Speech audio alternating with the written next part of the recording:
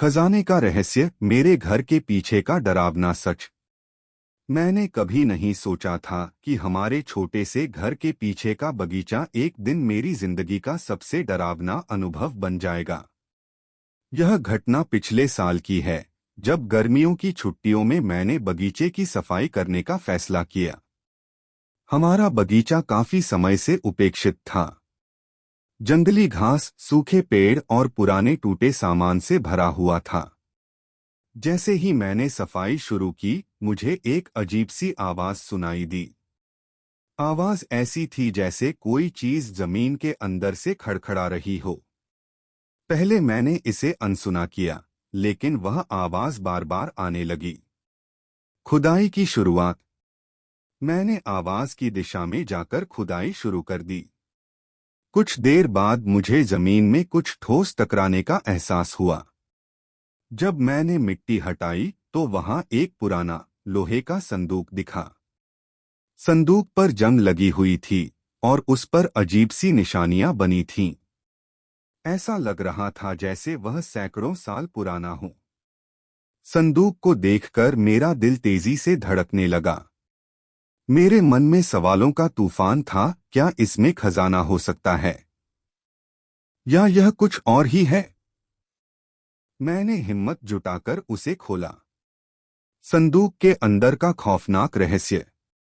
संदूक खुलते ही अंदर से ठंडी हवा का झोंका निकला। उसके अंदर कुछ पुराने सिक्के, एक खंडित मूर्ति और एक छोटी सी किताब थी। किताब के पन्ने पीले और फटे हुए थे। जैसे ही मैंने किताब खोली, उसमें कुछ अजीब सी लिपि में लिखा था।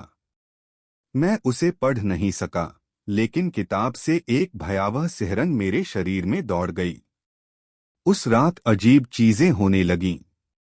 घर में अंधेरे कोने से फुसफुसाहट की आवाजें आने लगीं। कभी कभी ऐसा लगता जैसे कोई मुझे देख रहा हो। मेरी नींद उड़ गई।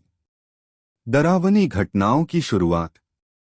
अगले दिन जब मैंने किताब को ध्यान से देखा, तो उसमें एक चित्र था, एक खंडहर मंदिर का। मुझे वह मंदिर जाना पहचाना लगा। वह हमारे गांव के बाहर एक पुराने वीरान मंदिर जैसा दिखता था। मैं किताब को लेकर मंदिर गया। मंदिर में पहुंचते ही वातावरण अचानक बदल गया।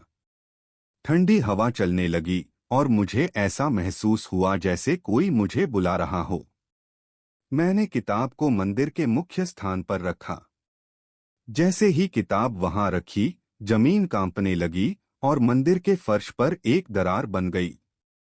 अंतिम रहस्योद्घाटन। दरार के अंदर से एक चमकीली रोशनी निकली। रोशनी के साथ एक आवाज आई, यह खजाना तुम्हारे लिए नहीं है। इसे छूने का अंजाम बुरा होगा। मैं डर के मारे कांपने लगा। मैंने किताब और संदूक वहीं छोड़ दिया और भागकर घर आ गया। उस दिन के बाद से मैंने कभी उस बगीचे में कदम नहीं रखा। कुछ दिनों बाद मैंने सुना कि गांव में कुछ और लोग भी उस खंडहर मंदिर के पास गए, लेकिन उनमें से कोई लौटकर नहीं आया। निष्कर्ष। आज भी मैं जब बगीचे की तरफ देखता हूं, तो मुझे लगता है कि वो संदूक वहां वापस आ गया है। लेकिन मैंने कसम खा ली है कि कभी उसे छूने की कोशिश नहीं करूंगा। आप क्या करेंगे अगर आपको ऐसा खजाना मिले?